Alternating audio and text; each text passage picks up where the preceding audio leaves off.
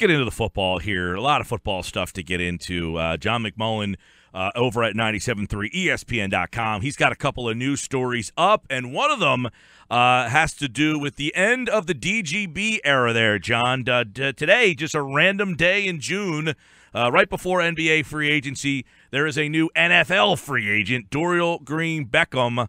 Goodbye.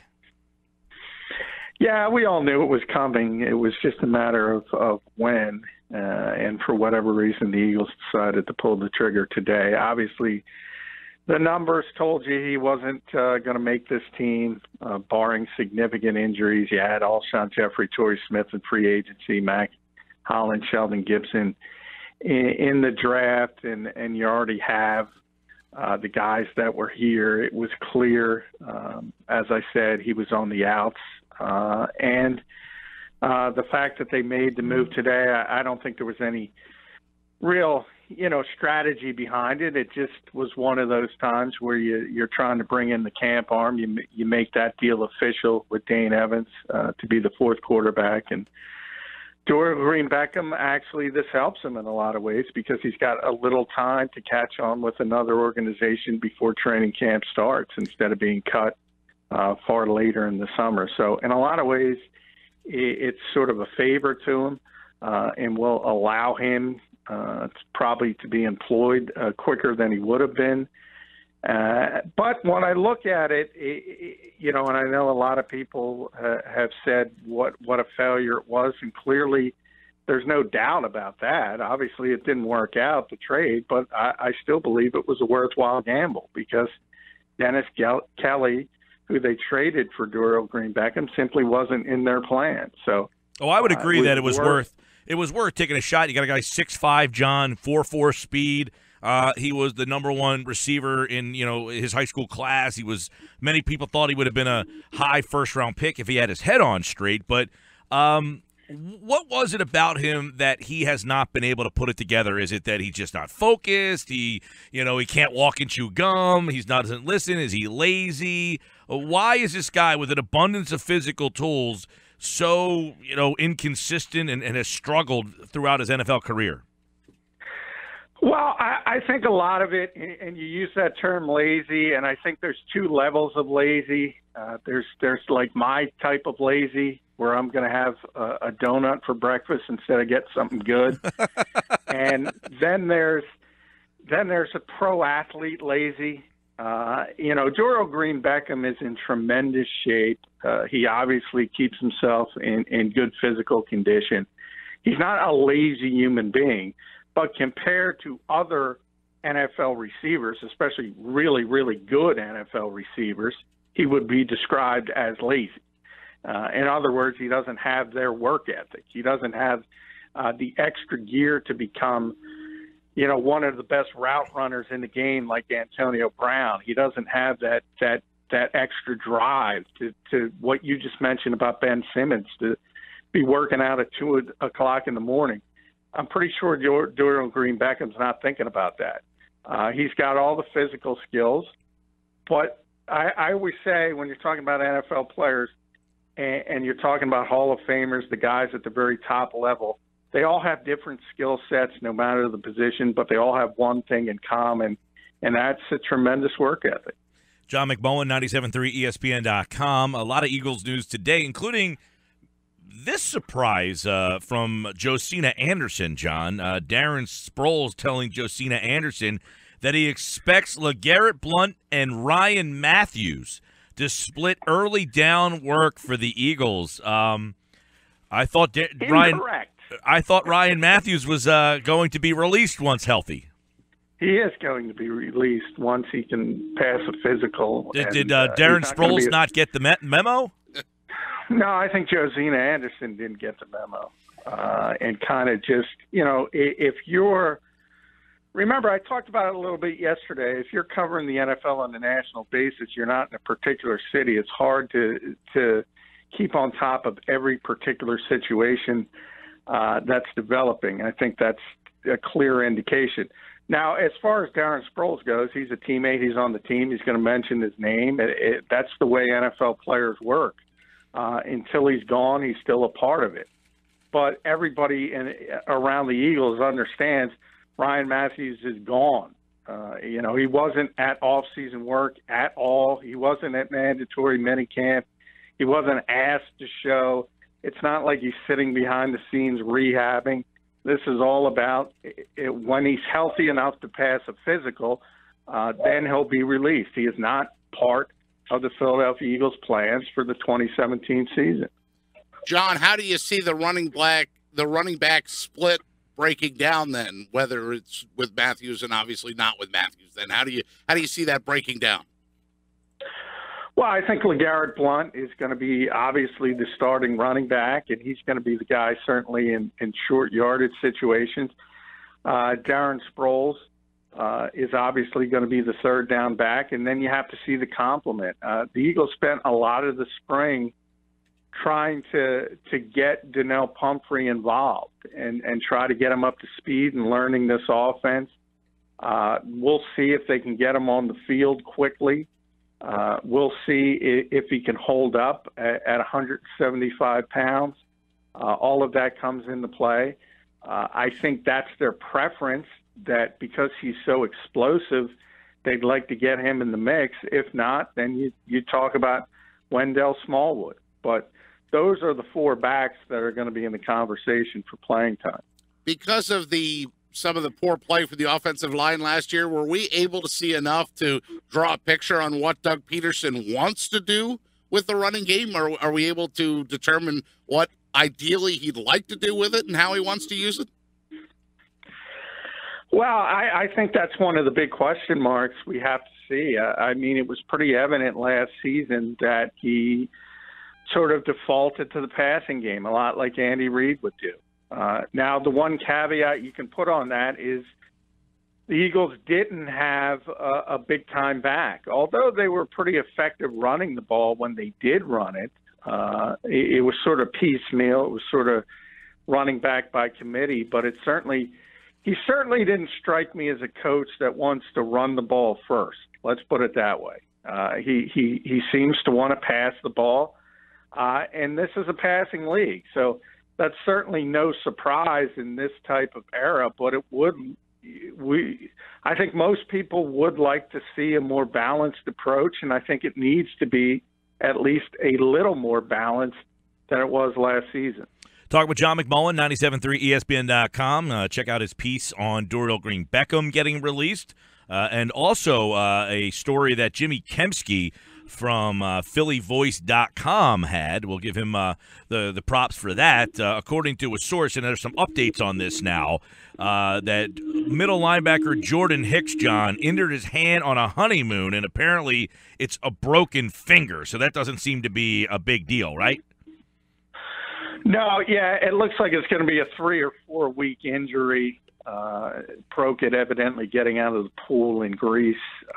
So there's, I was talking to Josh off air. If this is, if you're going to get hurt, this is the time of year to get hurt. And in a lot of ways, this might turn out to be a good thing for Jordan Hicks because, a player like that, as well as he's played in his first 2 seasons, let's be honest, he doesn't need a ton of work in training camp, and those first 2 weeks, maybe he could sort of work his way back up and sort of not lose some tread on the tire for later in the season. And in a lot of ways, it might turn out to be a positive for the Eagles.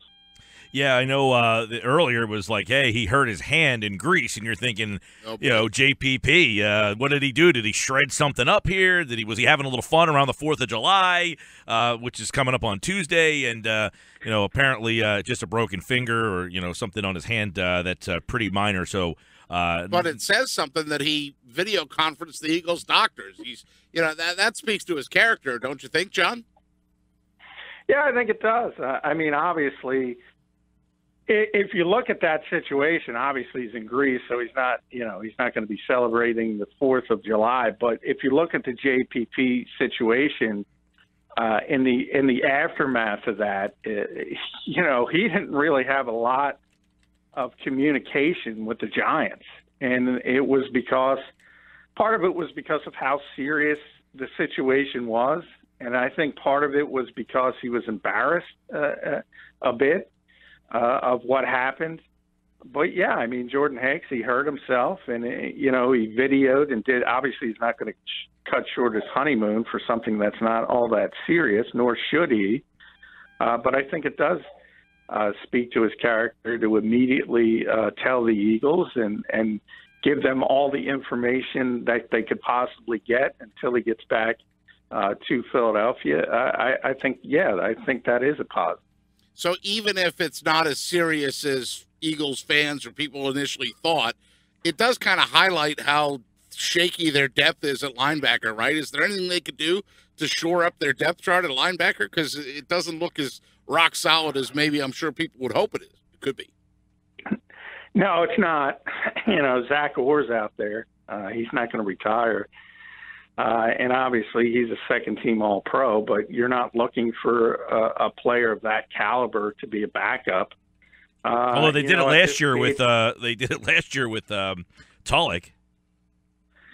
Yeah, but Steven's now retired. He was at the end of his career. Zach Orr's 25-year-old guy who was a second-team All-Pro, forced to retire back in January because of a congenital spinal condition. But now he's gotten other doctors and second opinions who say he can play. So, I mean, he's a real top-tier player, arguably every bit the same type of player Jordan Hicks is. So, obviously, at this time of the year, if you are going to bring somebody in, it is going to be somebody like Tulloch. It is going to be somebody like a Dorial Green-Beckham of a linebacker who's cut from somewhere else because of issues. And I think the Eagles first want to see Joe Walker. They liked him last year before he tore his ACL. He's not been – they had hoped he was going to be cleared to work at minicamp, but he wasn't. So we're not going to see him in team drills until training camp. I think the hope is that he develops into the backup middle linebacker. And if that goes astray in July and August, then, I think they'll have to look around.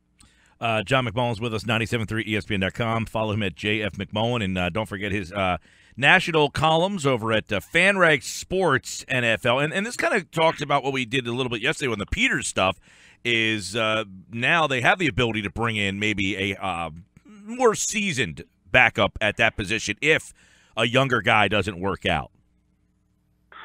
Yeah, they do. They do have a little bit more sort of space to do some things without having to juggle other parts. So that's positive. They still don't have a ton. They have, there's only two teams right now in the NFL with less space than they. So it's not like they have a ton of maneuverability. But, I mean, if there's a similar situation at the linebacker position as what happened here with DGB, and you have a young player who maybe hasn't developed like he was supposed to, and you want to give him a second chance, sure, there's every opportunity that the Eagles would be able to do that. John, let's take a look at some of the stories nationally here. I want to get your take on, I know you've got a pretty good beat on Minnesota, and I'm interested to see what happens out there because, correct me if I'm wrong, you probably have some more insight on this, but Teddy Bridgewater is further along than maybe people thought. They're going to have a decision to make with Sam Bradford and Teddy Bridgewater because Bradford's contract is coming up. Yeah, no, I mean, I think everyone's excited because Teddy Bridgewater was back on the practice field, and the Vikings put a few clips out there. He was not practicing, though. He's not cleared for any football activity. He was just dropping back and throwing the football. So he's a long ways off. And the Vikings right now are Sam Bradford's team. He's the starter this year. There's no ifs, ands, or buts about that. The question is, if, as we get later in the process, and if Teddy Bridgewater does get on the practice field and Sam is not playing well, then you have the conversation.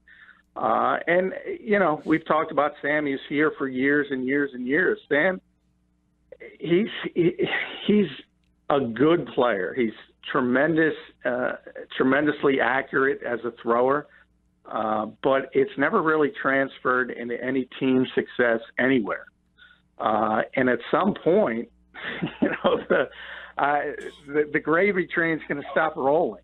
But he's got every opportunity to not only it's going to be his job this year, and if he plays well and that team goes to the playoffs, he's going to get an extension. It's going to be his team moving forward.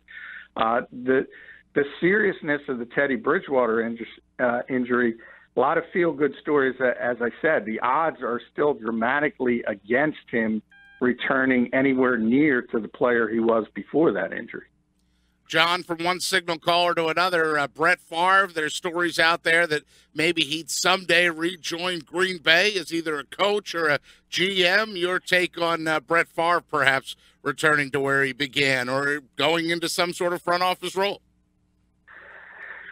Well, it's interesting because, in a lot of ways, Brett has always played up that folksy part of his personality and sort of played the dumb guy.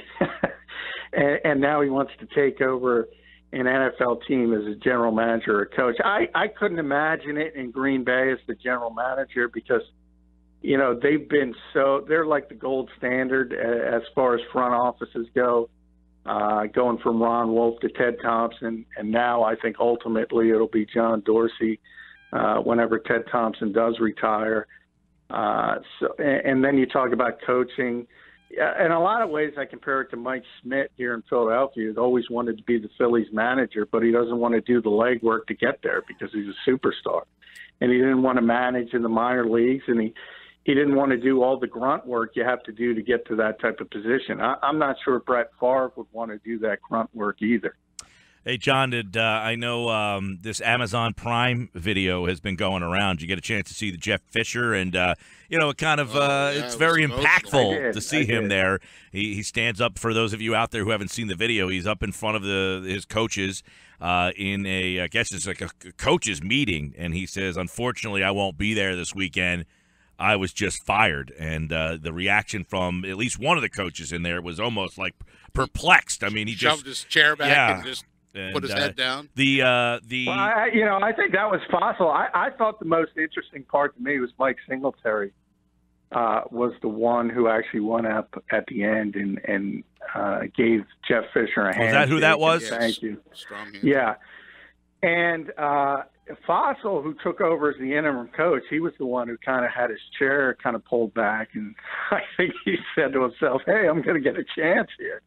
I don't know. But it's the cruel thought of, like, you could see all of their thoughts of, like, I'm going to lose my job or I'm about to lose. You know what I mean? Like, hey, it's a tough industry, man. I mean, that's the thing. When people don't realize when coaches get fired, they don't think about the assistant coaches. They're out of the job. Generally, the personnel people who were close to that particular coach, they're out of the job. But even beyond that, you have so much support staff. You have secretaries. You have interns. You have sort of these quality control coaches, all these little positions around an organization, and they all lose their jobs. That's why I take it very seriously. I try never to advocate for coaches losing their job, but you have to be honest, and you also have to sort of tell the fans the obvious if someone is on hot seat and they are going to lose their job. But it's never a good situation because it affects so many people's lives. Right. I don't think anybody is ever a fan of seeing a guy lose his job. But in our positions, we have to give an opinion on whether or not we think that's the right move for the franchise or team to take a step in the next direction. It's not us saying, I want that man to be fired. It's for the team to take another step. This guy might be holding them back. Yeah, and it is difficult because you do see those moments. We generally don't get to see them that up close in video, but you know it happens. And as you go throughout the league and you see the nomadic existence of these coaches, and take a look. Chip Kelly's defensive coordinator. Take a look at Billy Davis one day, and look at how many places and how many cities he's been over the years, and just how much movement there is in that profession. And that's why, to be honest, there's it creates a tremendous strain on family relationships. The divorce rate is higher than in normal professions. the alcoholism rate in among coaches is higher than the general populace. It's a difficult profession. Sure is, and Jeff Fisher. If you get a chance, just Google it, Jeff Fisher on Twitter. It's the Amazon Prime. It's called All or Nothing is the name of it. It's a season with the Los Angeles Rams as Jeff Fisher tells his coaching staff that he is fired, and we'll try to play that for you here in just a second. John, have a great weekend. Enjoy the 4th, and we will catch up with you next week, pal. Yeah, enjoy the holiday. Thanks, guys.